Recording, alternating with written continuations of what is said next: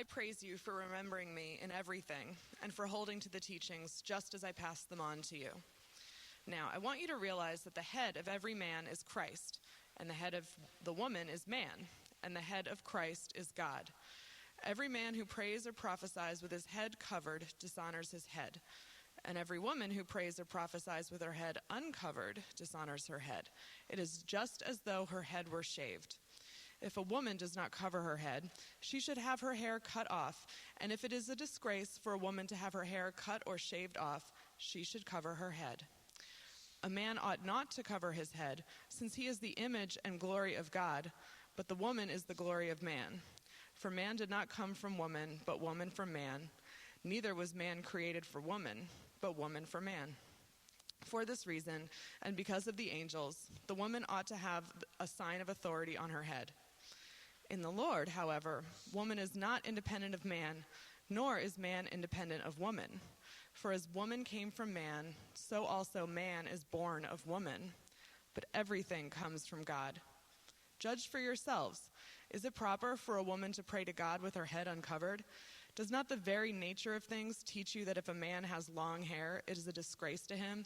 But if a woman has long hair, it is her glory. For long hair is given to her as a covering.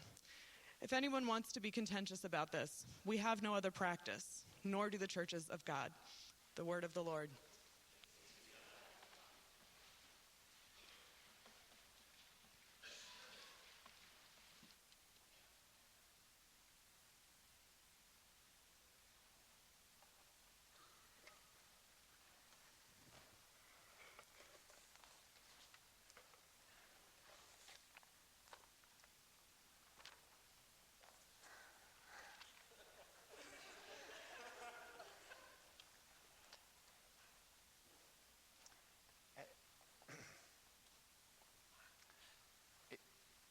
You like me, right? When I was first coming here and being called here as a pastor, and people were evaluating whether I should be the pastor of this church 2.5 years ago, we had part of that call was to have me come before a congregation, have the congregation be able to ask whatever they wanted, any question they wanted. And somebody asked me, I can't even remember who it was, but someone stood and asked me, are you going to, when you become a pastor here, are you going to create some method for women to have a voice in this church, and have a voice in the direction of this church? And I said, yes. Because I have had, I've enjoyed having the voice of a women in my life and in my marriage, but I hadn't been a pastor before. I hadn't really thought about what that would mean in a group of people, in a large group of people. But I thought about it ever since then. It sounded like a really important idea for me to pursue. It's not something I'd kind of seen really good models of, I thought. And so I thought about that, and for the past couple of years been thinking about that, ways to do that in this church. And a couple of the ways that I have thought about it, the things that I've tried to do, is to have the voice of groups of women in our church. And there are two groups that we've worked up here to help do that. One of them is closed, one of them is open. The open one is a women's group that my wife and Kristen Hokum lead on Tuesday morning. Anybody in the church can come. And part of the reason I was very supportive of her taking that over is because I knew that the opinions and the perspectives of women would be shaping her perspective, and if her perspective shapes my perspective. So it was an indirect way. Another group that we formed was of the leadership of this church, so not just the elders and the interns, but the wives of the elders and the wives of the interns and the staff of this church to come together on a weekly basis in a weekly fellowship. And I did that. One of the reasons I did that was so that I could have the voice of women in my ear as the pastor here, and to have that on a regular basis from week to week. And both of those groups, by the way, both of them I consulted this week before coming to preach to you on this passage. These were at least a couple of ways to try to really get into the meaning of this passage and the truth of this passage. Because, folks, if there's one thing that you have to walk away with from this passage, it's that women are crucial and women need to be active in the local church. There's one thing that you have to walk away with from this, it's that. Could we turn this down some? Thanks. You know, verse 5, unquestionable, that women were praying and prophesying in the early church. Publicly praying and prophesying. It's unquestionable. So I want you to see, the only reason this passage exists is precisely for that reason. It's because women were fully participating in the life of the early church.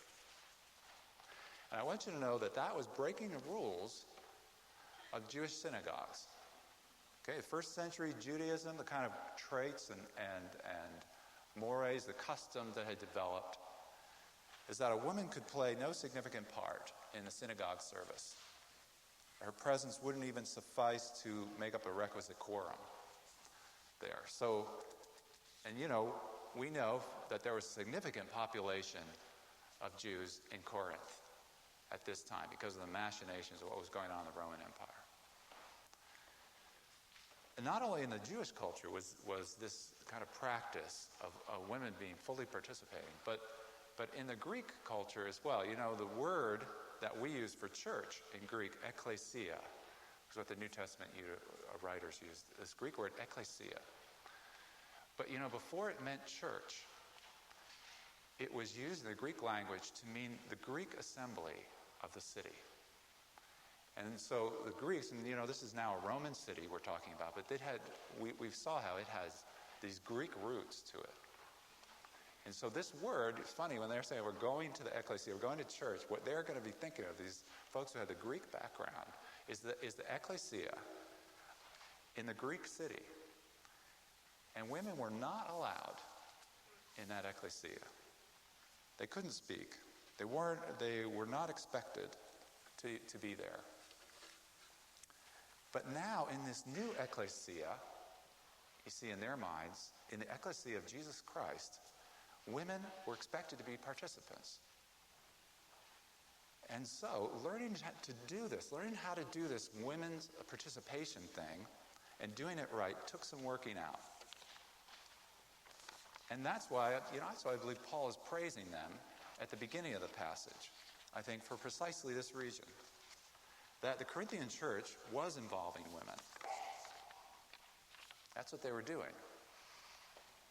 A big part of Paul's oral tradition about worship, what he calls his teaching here, was that women must be included in the service. Had to have been a big part of his teaching. That was and he says in verse 2, praising you for holding on to, despite opposition, I'm sure, this teaching of mine, these traditions that we've been holding down about what happens in the church. So Paul's really praising them, you see, for standing against at least Jewish and Greek cultural norms. And he's saying, I know it's been hard. You might come from a Jewish background, you might come from a Greek background, and you feel like it's not natural for women to be praying or prophesying, for women to be involved in this way. And yet you've held fast to how I taught you that was important. According to Joel 2, how that's right. Some of you recalling your very Hebrew roots, that women, as well as men, are image bearers of God and fully equal. So he's trying to say this to them. Nonetheless, there were other cultural conventions that Paul did not want them to break. Conventions that a minority, it seems, in the Corinthian church were challenging. Okay, well, Paul wanted them to rethink what they were doing. He says, you're doing it, but you're missing something important in the way you're doing it. So I want you to see this, that this passage primarily is about engaging your culture, the culture around you. About denying, but also embracing your culture at the same time. As Paul put it earlier in the letter, remember we were looking at, I think it's chapter 7, Paul says, honoring the calling that God gave you in the context in which he saved you. How do you do that?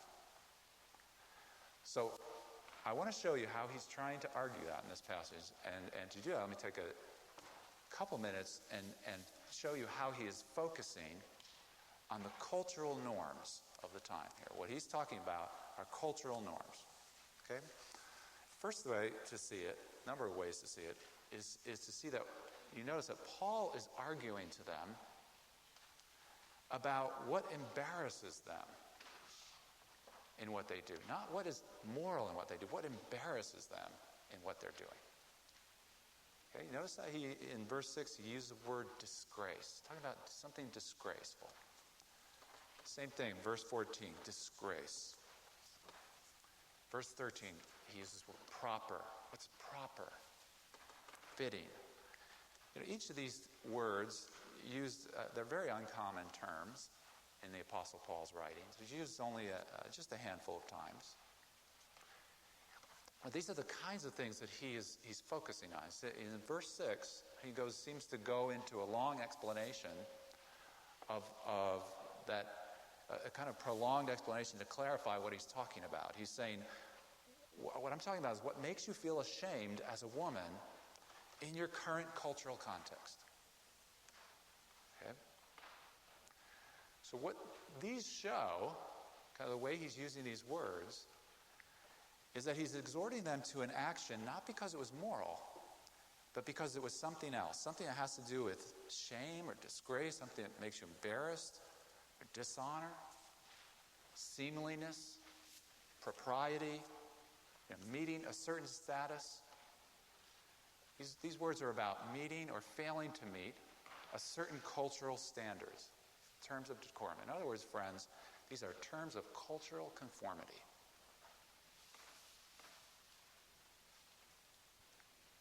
So he says in verse 16 in his conclusion, this is a custom, this is a practice that we have, this head covering thing. It's a practice that we have here in the churches of the Roman Empire. And that's why when he's talking about these agreeing and embracing cultural norms, that's why he says in verse 13, he goes to their judgment. He calls upon their judgment. He says, judge this among yourselves. It's kind of a unique construction in Paul's letters. I mean, he had other places he says, judge. But this is, the way he says it here is unique. He says, judge this among yourselves. Paul, you see what he's doing? Paul's assigning them homework. He's assigning them homework in understanding their culture. He's saying, is it proper, according to Roman feminine standards, for a woman to publicly pray with her hair uncut? So that's what he's trying to get at, for them to look into their culture, understand it, see what they can embrace about it. Now, you might get a little bit tripped up here. You come to verse 14, and it says, doesn't the nature of things teach you? Okay? And we think maybe, nature, like, we're supposed to look at nature, understand men should have short hair, women should have long hair, something like that. You might be tempted to think that's what he's saying. That actually was a big way of arguing at that time in current popular philosophy. Okay, the Stoics would go around, they would say, look at the butterflies and learn how to live. Stoics were making arguments like that all the time. But is that what Paul is doing here? I would say that he isn't. He can't be doing that. We know that he can't be doing that, friends, because we know that the stock that Paul put in the Old Testament and the way that the Old Testament talks about these things and gives certain counterexamples of how that wasn't the case. He knows that in Numbers, number 6, for someone to make a man to make himself holy to the Lord, he grows hair long, take a Nazirite vow. And he knew I'm sure he remembered 2 Samuel talking about Absalom. You go read through that story. Paul knew that well. The narrator praises Absalom for his handsomeness. Right? He says, Absalom is so handsome. He was so handsome, most handsome one in Israel. And a big part of his handsomeness was his hair. You know, he had 200 shekels worth of hair. Whatever that means. Whatever that meant, it was something good. So you have these examples of, in certain cases, certain cultural contexts, men being praised for having long hair and having beauty there. And, you know, Paul could open his eyes and see that the reason why Roman men had short hair is because they got a haircut. It's a very unnatural means. So, you know, it's kind of funny. If you read this, some people do is try to say, well, somehow this is saying that nature shows us that women should have long hair and men should have short hair. It's pretty hard to put together with the fact that Paul, when he was in Corinth, he actually grew his hair out as part of his own vow. Because it was a little bit humbling in a Roman culture, but Paul, in his Jewish culture, the way they would do it sometimes is they would make a vow. They said, I will not cut my hair until ... something happened or something was accomplished. And so Paul did that while he was planning his church in Corinth. And if you don't believe me, you can read about it in Acts 18. And then before he left, he cut it. So it'd be kind of hard for Paul to be looking at, having planted the church there, growing his hair out as part of this vow, and say, well, men should have short hair. So then, it doesn't mean that. What does it mean? Well, what Paul is saying is that it's the natural feelings, what he's referring to are the natural feelings of contemporary culture. He's saying that there are certain practices that some of the Corinthians were doing that were failing to meet the Roman world's cultural standards of gender. So what he's saying is if the nature of things, that is the nature of things here in our Roman Empire, in our cultural context, is that women wear long hair, if that's the cultural context of Corinth, then that becomes her glory in that culture. He's saying, can't you see that? So now, if Paul is talking about this, Paul's talking about the culture of Corinth, then it behooves us to understand what we can, as far as we can, about that culture. What are the things we can pick up? And I'd like to go through that kind of quickly. What kind of things can we understand about what was current in that culture? It's hard to do, just like it's hard to do in New York, because Corinth was a melting pot. It's a place where people came to make their money. People came from all over the empire. High Jewish population, original Greeks, when their city was restored, were coming back. It was really set up by freedmen from Rome, sent over. So all sorts of a mix of culture there. But what we're saying in general, large scale here, I think we can say three things. First is that long hair in that culture was disgraceful on a man. Okay, you can tell that from, you look at the art of that time, men in that culture had short hair. In fact, you can go to this museum in Corinth, which I hope I can someday, and they have, one of the things they have in the Corinth Museum is a relief. It's called the Captive's Facade. And it's a relief with statues showing the Roman conquerors. The Romans were conquering their weak enemies. And if you look closely, you'll notice the weak enemies are men with long curly hair. Say they were the weakness. The long hair was showing the weakness. There's a writer, Epictetus, a first century Roman teacher, and one day a student shows up to class with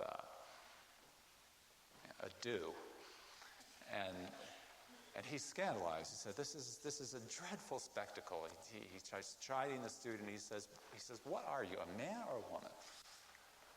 Because that was a disgrace. Okay. So, 2. Conversely, short hair seemed to be disgraceful on women. Okay? Short hair, disgraceful on a woman. Lucian has these different quotes.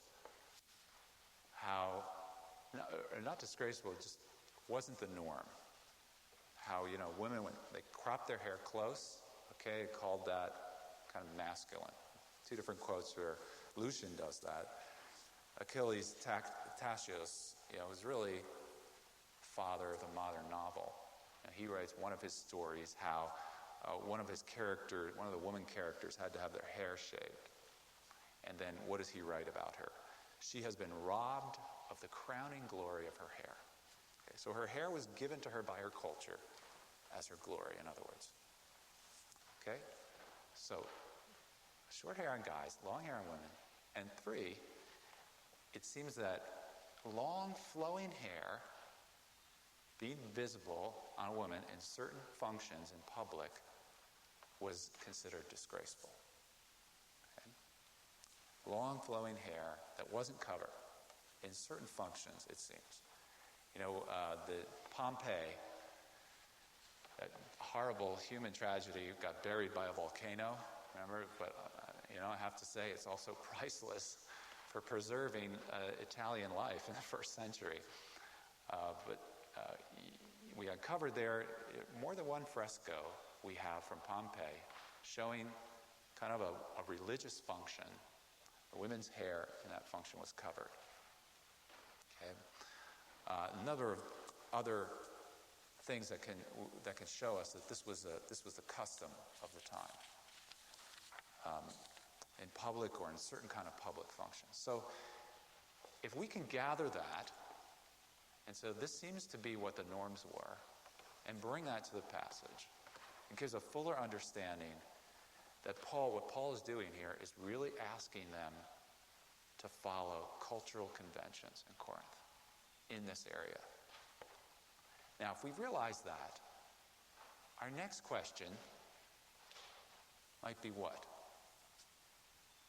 What would our next question be? If we realize Paul is saying, follow these cultural conventions in Corinth, would be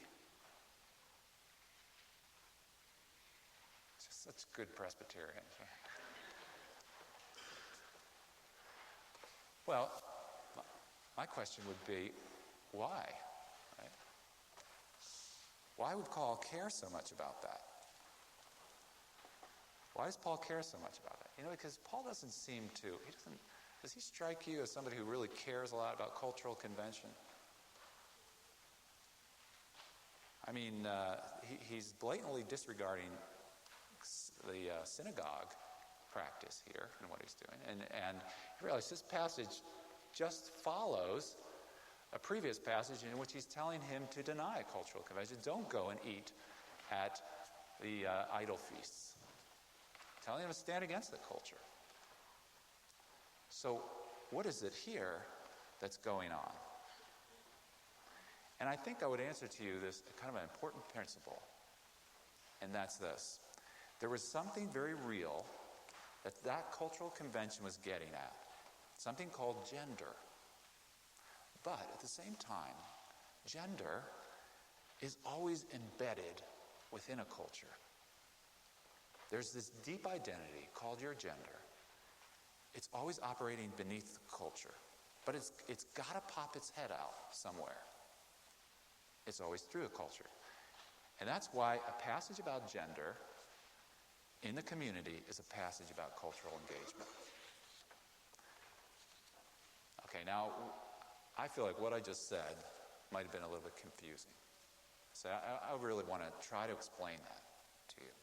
What do I mean when I say something like culture, gender is always culturally mediated. It's always actualized through culture.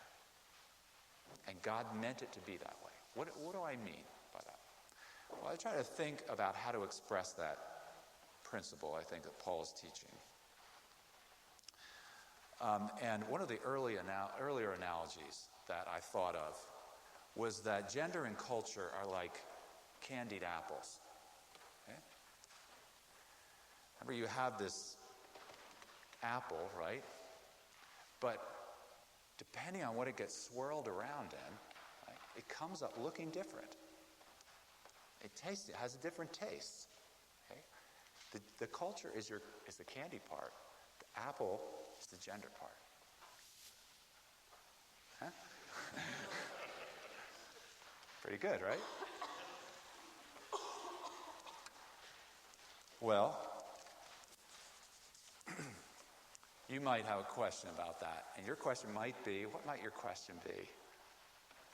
Yan, I'll ask you, what would your question be then?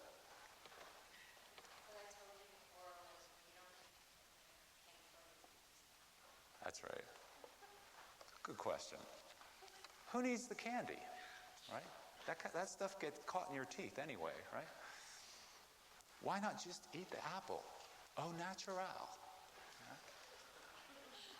And that's why this is one of the earlier examples of analogy. This is the one I threw out. Because this is precisely the apostle's point. This is exactly his point.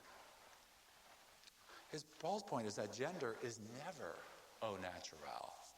It's always covered in culture. You cannot get to gender except expressed through cultural norms. Cultural norms that change may be different, but they're always expressed through cultural norms. Gender is always actualized through culture, through your culture. It's like a human figure on a bed, under a sheet. Okay, and the human figure stands up. Now, what's ever popping up there is a woman or a man. But the features of the man or the woman support the sheet. But she or he will be shaped by the sheet. Right? The sheet is your culture. The gender is always under it. Gender is always culturally actualized, always culturally mediated, always culturally expressed. So, if we get this, I think we'll see that Paul's primary point here is about our relationship to culture as much as, even more than, our relationship to one another. That's his primary goal, about how we're using our culture. Okay? So you say, are women supposed to have, were women made to have long hair? What do you think Paul would answer? Paul would answer, no. If you think that Paul would walk in to the Wudabi tribe of Africa, right, the Wudabis, I don't know if you know this African tribe, in the Wudabi tribe, women shave their head completely. Men grow their hair very long and wear makeup. Now, if you think that the Apostle Paul, going up to the Wudabi chief, if you think that he would say, or he would go to one of the women and say, your greased head is a disgrace, you should grow your hair long, then you are mistaking his point in this passage. But if you think that he would go to that woman and say, in your culture, this is what makes you beautiful as a woman, this is your glory given to you by this culture. If you think that he would say that, you're on the right track. If you think that he would go up to Hudson Taylor, Hudson Taylor, great first missionary into China, went to China, and what did he do in his worship service? Grew his hair long, the ponytail, big long braid ponytail, in order to be Chinese. Wore a dress, of course. If you think Paul would go to Hudson Taylor and say, you're acting disgracefully, you're missing his point again. Because Hudson Taylor is actually obeying this passage.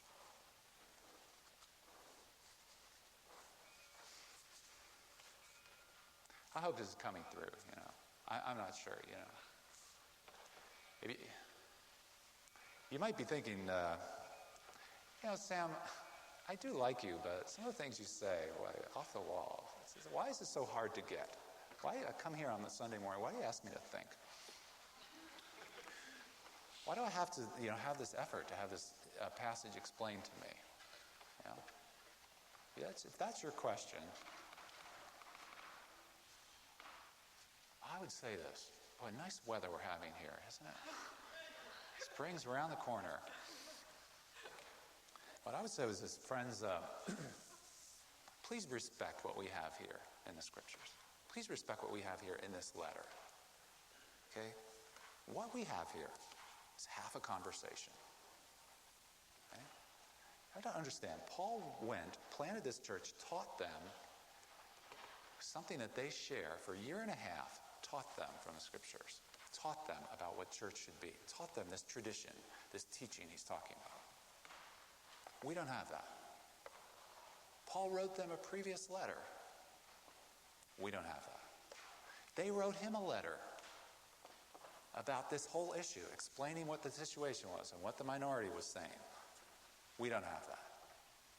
What we have is this letter, this short passage, and half a conversation. Now, if you think it's why, some things are very clear that we can pick out. Some things aren't. If you want to understand this, take out one of the letters you've received from a friend or something. Give it to somebody else. Have them read it and explain to you what the situation is. Just try that sometime. Take out one of your letters, give it to a friend. Say, read this and tell me what's going on in a situation. See what you get. So please respect what we have here. And understand, this is why we have to put some thought into this. Put some thought into other things that Paul says. Bring these things together. And so what we come to come back to really what the passage is talking about, instead of candied apples and sheets, what we settle upon are clothes, as this passage does. Clothes are the principal way of expressing gender. Something very important is what he's trying to say. Clothes are the way that we express vive la différence. That there's clothes are the way we say there is a gender distinction. And so clothing can stand for your culture.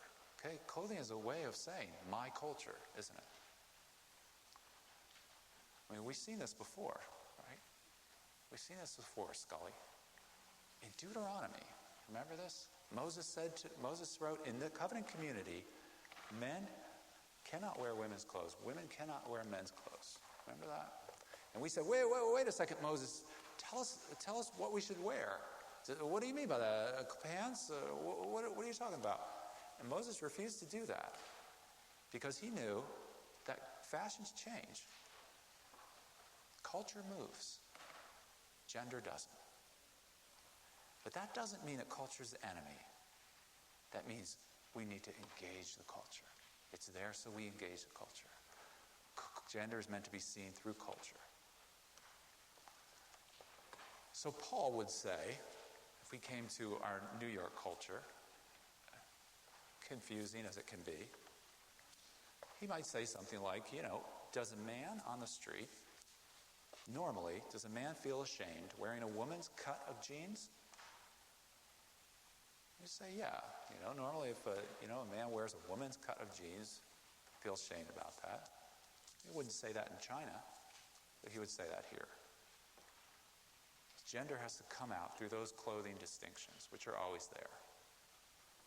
So in this way, your clothing is like your culture. You cannot escape it. You cannot just step out of your culture any more than you go out naked. You got to wear it. But God wants you to wear it.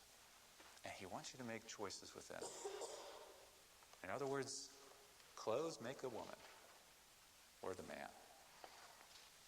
So let's just go a little bit further here with this clothing issue. See how we can apply this.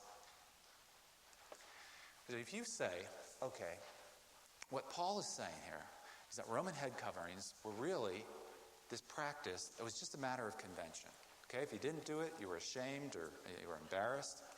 And if Paul would agree with that, that clothing is just a matter of convention, then they're not important in our service. We should concentrate on moral matters, right? Why can't we just concentrate on right and wrong and moral matters and wear whatever we want? Now, if you said that to Paul, he would say, half right. Half right. Clothes are a matter of convention, and style changes with the times, or, in the case of New York City, with the neighborhood. But that doesn't mean that they're unimportant. If you think that your clothing doesn't matter, and your clothing choices don't matter, then you are either closing your eyes or you're not being honest. Clothes are always saying something, always. And Paul would want you to realize that. Image consultants are not lying. Clothes are saying something.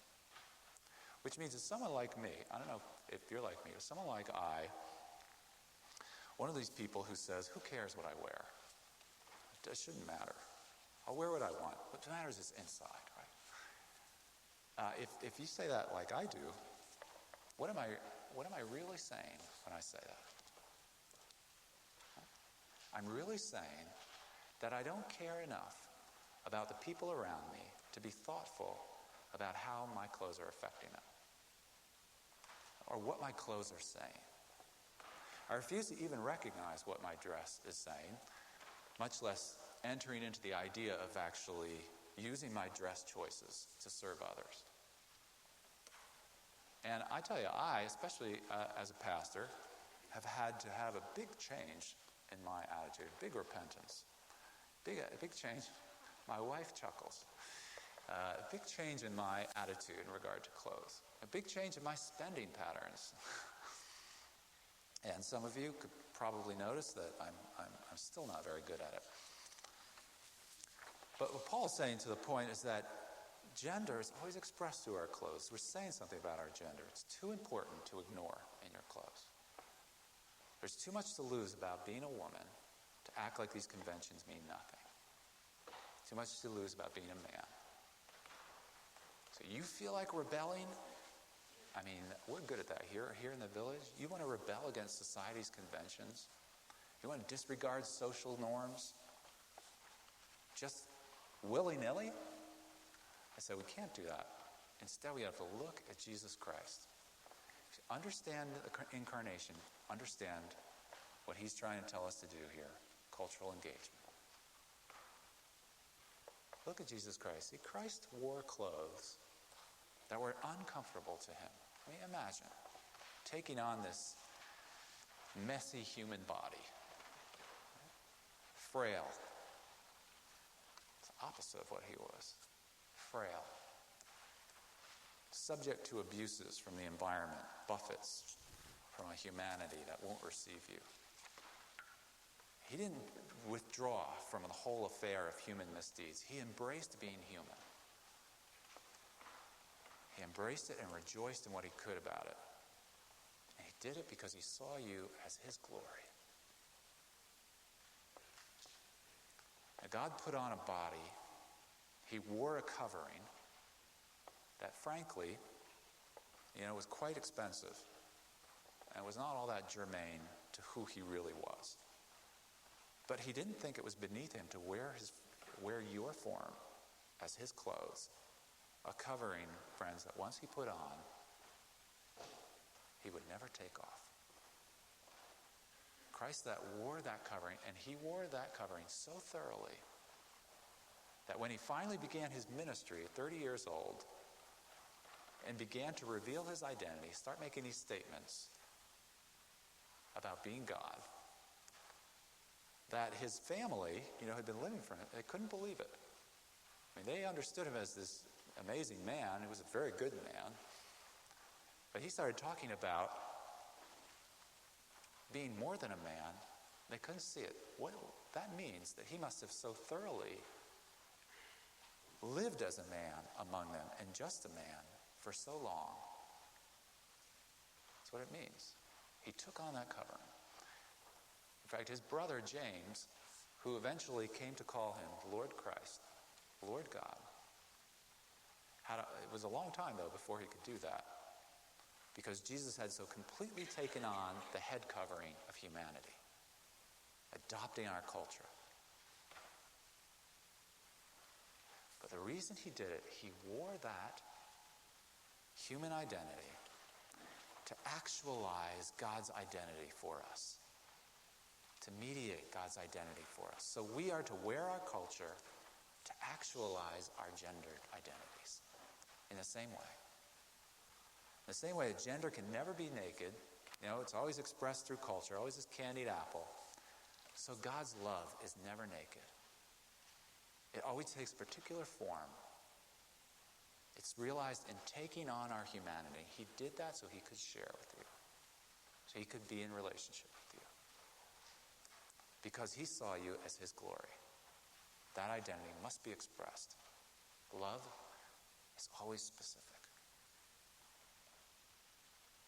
And he's got you covered in that love. So you can cease trying to cover yourself and learn to wear your culture. That's what Paul tells us. Judge for yourselves. Right? He's given us a homework assignment. We cannot properly express our identity without knowledge and engaging our culture, especially in terms of gender, even if that seems like a hard job. You want to challenge social conventions? Do you want to push the envelope? Well, you're in the right church for that. Believe me, there are plenty of societal evils to resist and to challenge, but Christians must be those who choose the ways in which they rebel.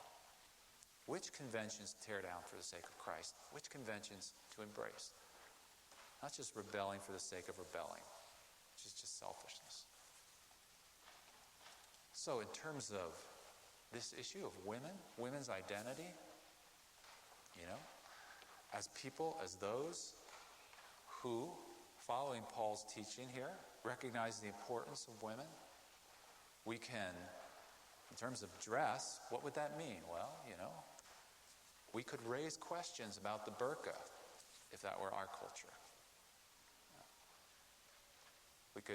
We could resist the culture, raise questions about it if we see it departing from what Paul teaches about the value of women. Or maybe closer to home in terms of dress. We could certainly stand against dressing like certain MTV images that, have a reducing effect on women.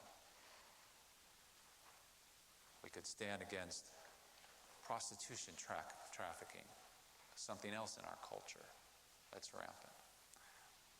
We could stand against pornography, hiding under the guise of free speech. Okay, these kinds of things that destroy women. Those kinds of things in our culture we could stand against. But we can also affirm those things which express the value of women. And that's how to be more Greenwich Village than the village. That's how we're going to do it. So, if we want to honor the scriptures, should we wear head coverings at the village church? I want to see you shake your heads. Okay? Absolutely not. That would be to do the opposite of what this passage is teaching. To love and respect our culture where we can. Not to isolate ourselves, make us subculture. Okay? I can give you examples of this, but the work is really yours. A great example, last week I was so enjoyed Maka Fujimura coming up here for the offertory, explaining to many of us who needed to hear what the difference was between orange and saffron. As he led us in an understanding of the gates in Central Park, an event of covering in our city, and how Mako was showing us, really praising and endorsing how these artists were seeking the gates of heaven on earth in what they were doing. And that's something we can affirm and bring into our worship. And that's what he did. What was Mako doing? He was wearing a head covering in that offertory. That's what he was doing. He's bringing the culture and affirming it in the ways that he could. Find your gender through your culture. That is your work. Judge for yourselves.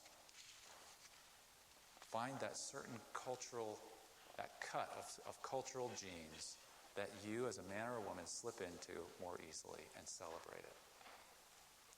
And wear it into worship. So let me conclude here this way. We're going to talk more specifically about gender next week, because there's a lot to understand in this passage, and why it's so important, how we know God, through our gender. Why it's so important to show that. How it's, when you start to lose your gender, you lose part of your identity. And losing part of your identity means losing the ability to relate to one another and to a certain extent to God. And some of us have lost some part of ourselves. To a certain extent, all of us have. And that would be a great loss. I want to explore how Paul would not have you lose it just because maybe certain elements or some of the current nature of things is trying to lose it or urging you to lose it. But suffice that to say, for now, I invite you back next week to answer that part of the passage. But this matter of a woman's identity is so important. It bears on the very quality of our worship. So Paul says, do this. Engage your culture on account of the angels. And so in verse 10, what is he talking about? What he's saying is because our assembly, when we come together, lifts us to a different place. When we're here, preaching the word, administering the sacrament, praying together, praising, functioning in our worship, in our fellowship, it's a place where, in Sinclair Ferguson's words, the veil between heaven and earth grows thin. We are lifted up in our worship service close to heaven. You feel that sometimes, don't you? You feel that thinness of the veil. And that's why you come here, right? It's certainly not just to hear sermons on head coverings. Right? When you feel that, that's what Paul's talking about. We are lifted up in those things. Close to heaven. The veil grows thin here. And you come to encounter a space where that veil grows thin because we're one with the assembly here, and because women are so important, we need our genders as women and men to be visible, be able to worship well.